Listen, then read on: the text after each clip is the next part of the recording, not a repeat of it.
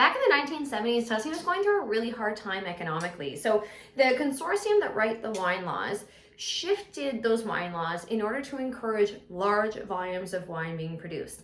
The thinking was more wine being produced, more wine is able to be purchased, and that money kind of trickles down into the economy. Unfortunately, when we tend to focus on more volume of wine, the quality tends to be diminished.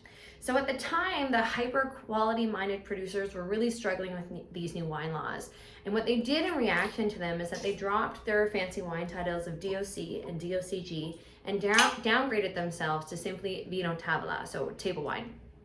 Doing this gave them the creativity to not only make wine the way they want to, but also with the grapes they would like to. So we saw a huge insurgence of some international grapes like Cabernet Sauvignon, Merlot, Syrah, Cabernet Franc, as well as making wines from 100% Sangiovese, which is indigenous to Tuscany.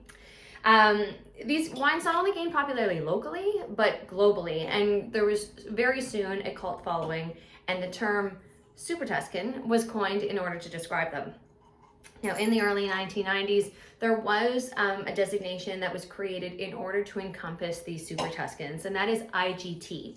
That stands for Indicación Geográfica Típica. So it really represents how these wines taste coming out of this region. So you will see Super Tuscan still, because like any good nickname, once you have it, it's kind of hard to scrap. You'll also see IGT, but just know that they represent really quality-minded winemaking. There is a lot of international varieties as well as blending them with local varieties too. So keep an eye out, and honestly, they're worth exploring because they are delicious.